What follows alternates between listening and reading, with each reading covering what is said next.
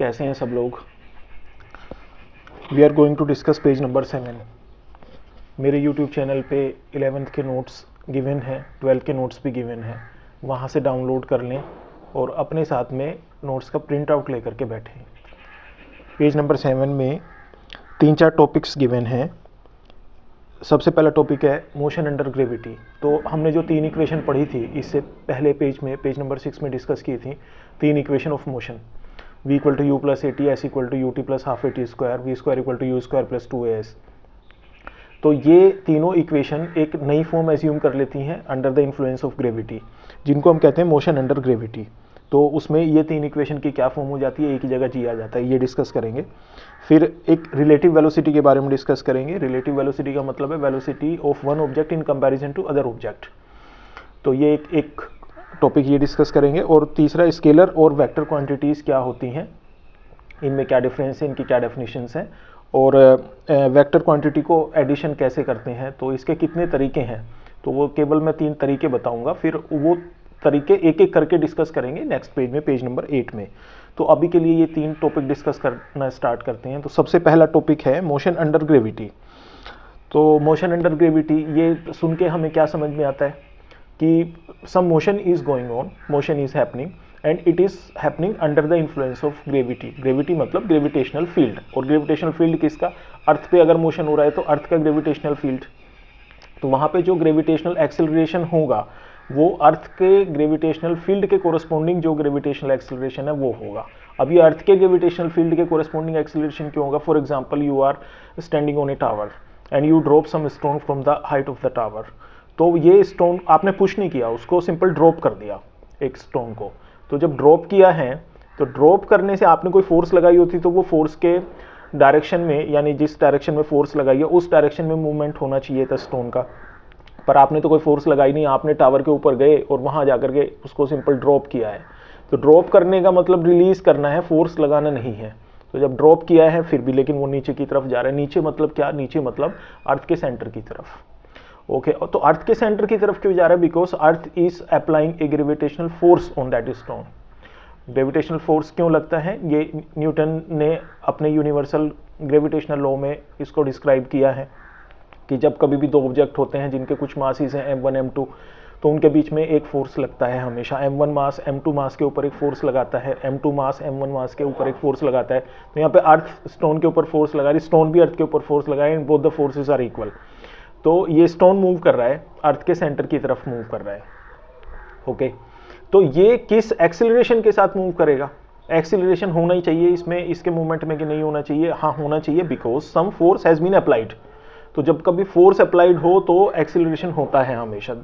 ये एक फोर्स को पहचानने की, एक रिकॉग्नाइज करने का तरीका भी है कि अगर एक्सेलरेशन है किसी बॉडी के मूवमेंट में तो इसका मतलब कोई ना कोई फोर्स उसके ऊपर लगी हुई है, तभी उस फोर्स के कोरस्पॉन्डिंग उसमें एक्सेलरेशन है, अदरवाइज एक्सेलरेशन नहीं होता। तो यहाँ पे ग्रेविटेशनल फोर्स अर्थ का लगा हुआ है इसलिए एक्सेलरेशन भी होगा, और वो एक्सेलरेशन अर्थ के ग्रेविटेशनल फोर्स के कोरस्पॉन्डिंग है स्मॉल g, 9.8 मीटर पर सेकंड स्क्वायर। एक्सेलरेशन इसके ऐसा यूनिट तो वही होगी जो हमेशा किसी भी ऑर्डिनरी एक्सेलरेशन की होती है, मीटर पर सेकंड स्क्वायर ऐसा यूनिट होती है। तो यहाँ पे ग्रेविटेशनल एक्सेलरेशन की भी मीटर पर सेकंड स्क्वायर ही होगी। इसकी वैल्यू 9.8 लेते हैं, अप्रोक्सीमेटली 10 मीटर पर सेकंड स्क्वायर भी ले लेते हैं।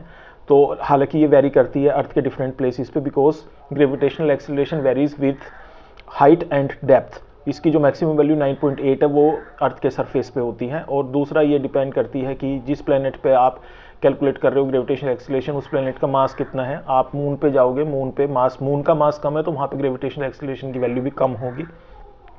तो जिन प्लैनेट्स पे मास कम है, जिन प्लैनेट का मास कम है उन पे ग्रेविटेशनल एक्सेलरेशन कम होता है। जिनका मास ज़्यादा है, सन पे जाओगे तो वहाँ पे तो ग्रेविटेशनल एक्सेलरेशन बहुत ज़्यादा मिलेगा।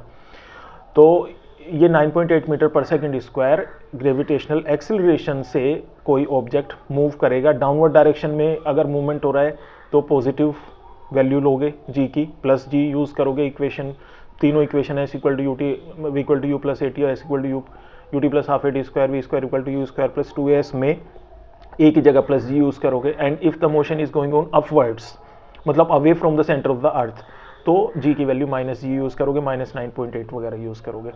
और ये 9.8 यूज़ करनी होती है या 10 मीटर पर सेकंड स्क्वायर यूज़ करनी होती है, depends upon the situation, the data given in the problem.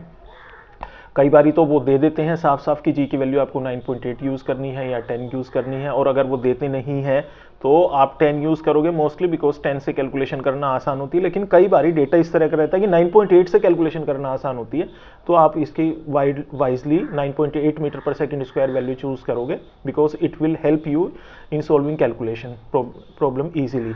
Okay, तो the three equation assumes forms. First one is v equal to u plus gt, second one is s equal to ut plus half gt square, and third one is v square equal to u square plus 2gs। तो s की जगह h ले लो क्योंकि height से नीचे और ऊपर जाने की बात हो रही है, और ये डाउनवर्ड मोशन के लिए हमने लिखी है इक्वेशन, अपवर्ड के लिए जहाँ पे g यूज़ किया था वहाँ पे सब माइनस g यूज़ कर लो, यानी कि v equal to u minus g t और s equal to u t minus half g t square और v square equal to u square minus 2gh।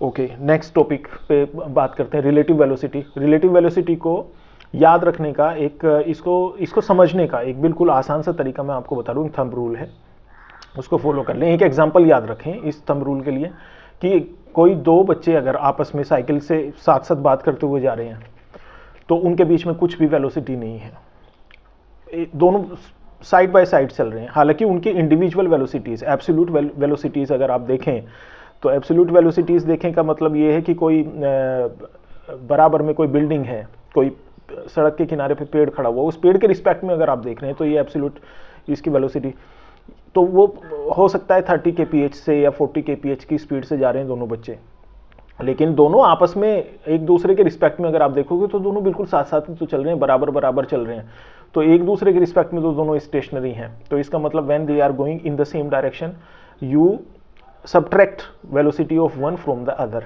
To obtain relative velocity. तो A की B के respect में या B की ए के respect में निकालने वेलोसिटी रिलेटिव वेलोसिटी निकालने के लिए आप लेसन कर देते हो, माइनस कर देते हो, सबट्रैक्ट कर देते हो।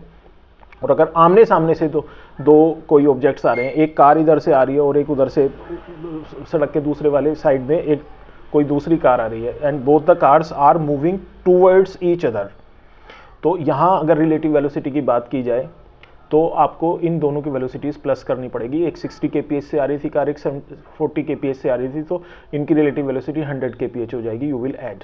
तो दिस इज़ वेरी एक सिंपल सा फंडा आपने देख लिया, इससे आप कभी भी रिलेटिव वेलोसिटी कैलकुलेट कर सकते हो। दो बच्चे अपनी अपनी साइकिल पर बैठकर एक समान स्पीड से बातें करते हुए स्कूल जा रहे हैं, दोनों की रिलेटिव वेलोसिटी है 0। दो कारें 60 kph की स्पीड से आमने सामने से आ रही हैं तो दोनों की रिलेटिव वेलोसिटी है 120 kph, दैट्स ऑल। इसमें कोई ज़्यादा मैथमेटिकली इसको बहुत समझने की v A minus v B ऐसा सब नोटेशन करने की ज़रूरत नहीं है, इससे आपकी सारी प्रॉब्लम्स आसानी से सॉल्व हो जाती हैं। एक दो प्रॉब्लम्स मैंने दे रखी हैं, इनको ट्राई कर लेंगे, आपकी प्रैक्टिस हो जाएगी।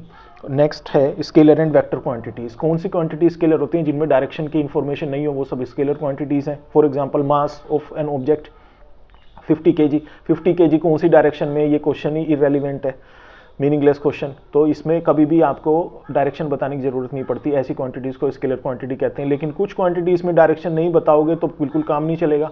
आपने एक रास्ते में जा रहे हैं, किसी ने पूछा कि मुझे सो एंड सो स्कूल की तरफ जाना है, आप बता दो कि केवल आप क्या नाम है 500 मीटर्स चल के चले जाओ, और आप ये डायरेक्शन तो उन्हें बताओ नहीं कि किस नॉर्थ में चले जाओ कि साउथ में चले जाओ, तो वो कभी पहुंच ही नहीं पाएंगे। तो आपको वहाँ पे केवल डिस्टेंस बताने से बिल्कुल नहीं बात बनेगी, आपको डेस्टिनेशन का डिस्टेंस बताना पड़ेगा, साथ ही साथ डायरेक्शन भी बतानी पड़ेगी। दोनों इन्फॉर्मेशन में से कोई भी एक इन्फॉर्मेशन मिसिंग होगी तो वो कभी नहीं पहुँच पाएंगे। तो आपको दोनों इन्फॉर्मेशन जब देनी पड़ती हैं, यानी कि magnitude as well as direction, तो such quantities are vector quantities. जब दोनों इन्फॉर्मेशन आर नेसेसरी, तो the quantities which contain both the informations magnitude as well as direction are vector quantities.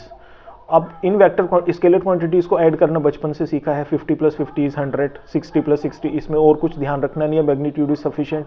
लेकिन वेक्टर क्वांटिटीज़ को ऐड कैसे किया जाए, अब ये नई एक विद्या इंट्रोड्यूस हो गई ना, वेक्टर्स, तो इसको ऐड कैसे करेंगे, तो इसके 3 तरीके होते हैं, पॉपुलर अप्रोचेस। तो वो 3 अप्रोचेस हैं। सबसे पहला triangle law of vector addition है, दूसरा है parallelogram law of vector addition, और तीसरा है analytical method of vector addition. और इनको अब तीनों मेथड्स को एक एक करके हम कैसे करते कैसे हैं इनको यानी कैसे इनको अप्लाई करते हैं वेक्टर्स के ऊपर, और उनका एडिशन कैसे निकालते हैं, रिजल्ट निकालते कैसे हैं, इसको हम नेक्स्ट पेज में सीखेंगे। तो अभी पेज नंबर 7 में बस इतना ही है। नेक्स्ट वीडियो में पेज नंबर 8 के साथ कंटिन्यू करेंगे, जिसमें एडिशन ऑफ वेक्टर्स हम इन तीनों मेथड से करना सीखेंगे।